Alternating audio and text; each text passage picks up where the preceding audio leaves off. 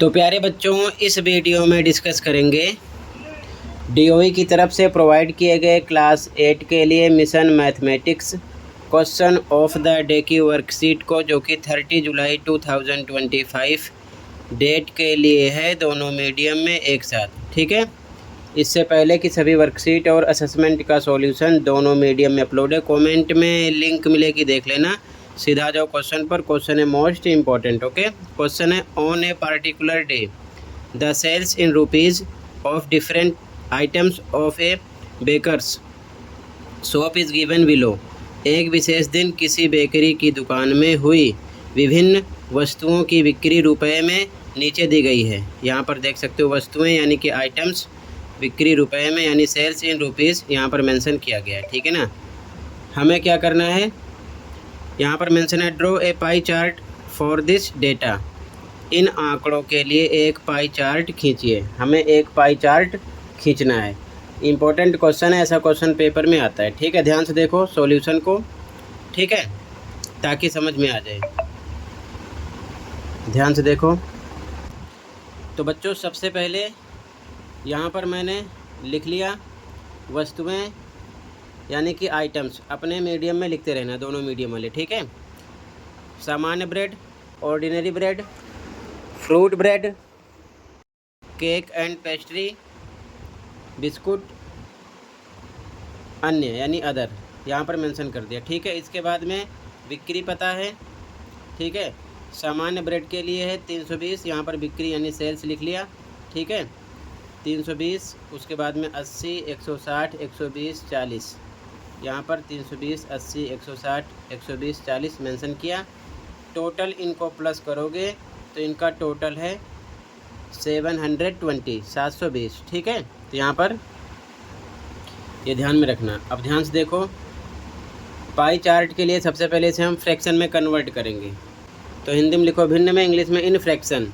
ठीक है, 320 बटे टोटल इनका होगा 720। ठीक है, यहाँ पर मेंशन किया गया है।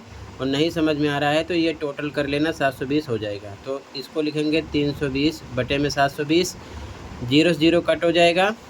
ठीक है, उसके बाद में 8 से कट करो, 8 चौक 32, 8 नीम 72, 4 बटे 9 आ गया सॉर्ट करने पर। ठीक है, अगला 80 है तो 80 बटे टोटल 720, 0 से 0 कट हो गया, 8 एकम 8, 8 नीम 72, 8 से सॉर्ट किया। ठीक है, इसके बाद में अगला 160 बटे 720, 0 से 0 कट हो जाएगा, 8 दूना 16, 8 नीम 72, 2 बटे 9 आ जाएगा।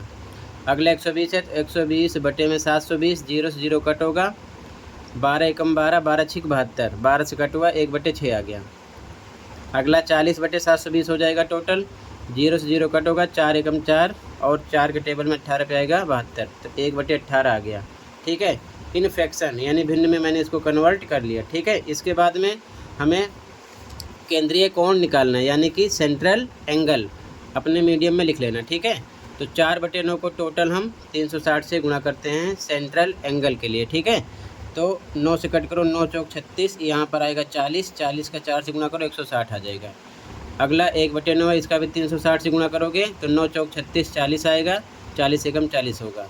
फिर अगला 2 बटे 9 है, इसका भी 360 से गुणा करेंगे, 9 चौक 36, 40 आएगा, 40 को 2 से गुणा करो 80 आ जाएगा। अगला 1 बटे 6 गुणे 360, 6 छः 36, 60 आएगा, 60 का 1 से करोगे 60 ही आएगा। अगला 1 बटे 18 है, गुणे 360, 18 दूना 36, 20 आएगा, 20 एकम 20 आएगा। ठीक है, तो ये डिग्री 20 डिग्री 60 80।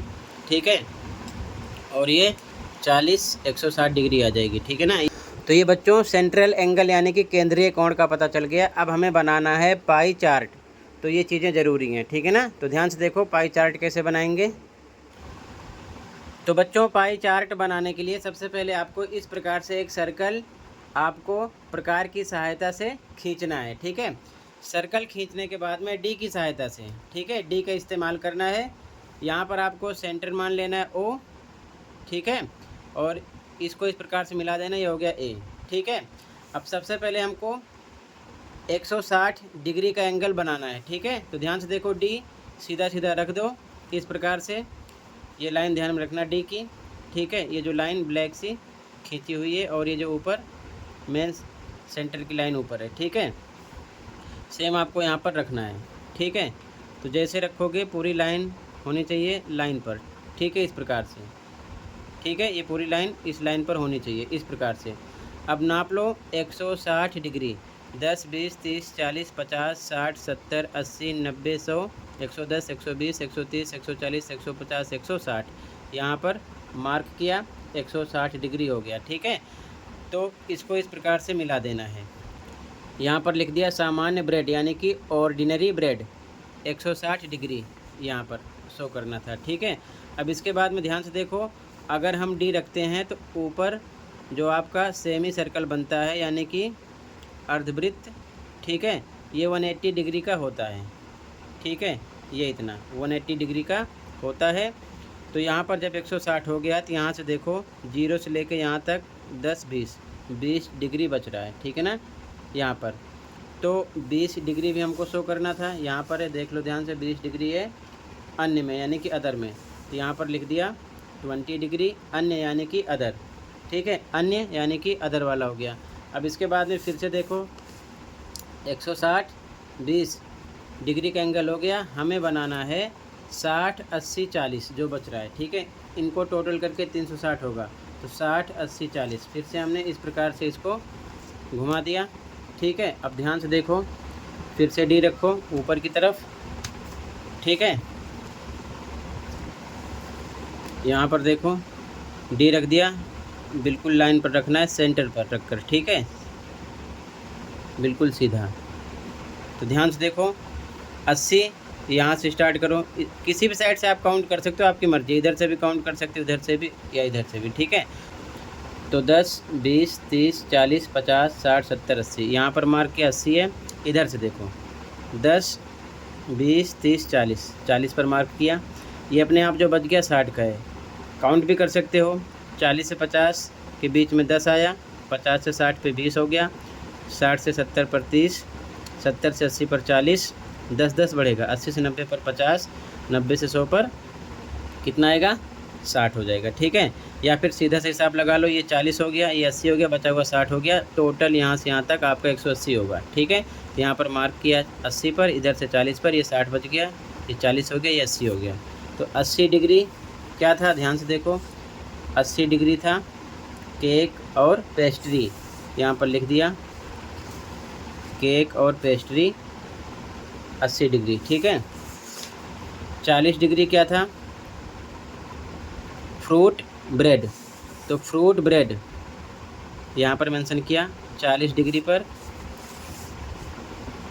फ्रूट ब्रेड, ठीक है। इसके बाद में 60 डिग्री आपका था बिस्कुट, तो यहाँ पर लिखा 60 डिग्री बिस्कुट्स, ठीक है, यानी बिस्कुट, क्लियर है। तो ये पाई चार्ट हो गया। इसी प्रकार टोटल ये सम करोगे तो 360 का होगा, 360 का होगा, ना तो 360 से कम ना तो 360 से ज़्यादा। इसी प्रकार आपको एंगल ड्रॉ करना होता है, सेंट्रल एंगल वाला, ठीक है ना। तो इसे बोलते हैं पाई चार्ट। आप चाहो तो यहाँ पर आप कलर भी कर सकते हो अलग अलग, ठीक है, ताकि देखने में अच्छा लगे, ठीक है। तो ये आंसर हो जाएगा। सबसे पहले आपको इस प्रकार से लिखना है, ठीक है। इसके बाद में अपने मीडियम का ध्यान देते हुए बॉक्स बनाने के बाद में आपको इस प्रकार से पाई चार्ट ड्रॉ करना है, ठीक है। तो इसी के साथ ये वर्कशीट कंप्लीट है। कहीं पर कोई डाउट है कमेंट कर सकते हो। मिलते हैं अगली वीडियो में। Thank you for watching and take care.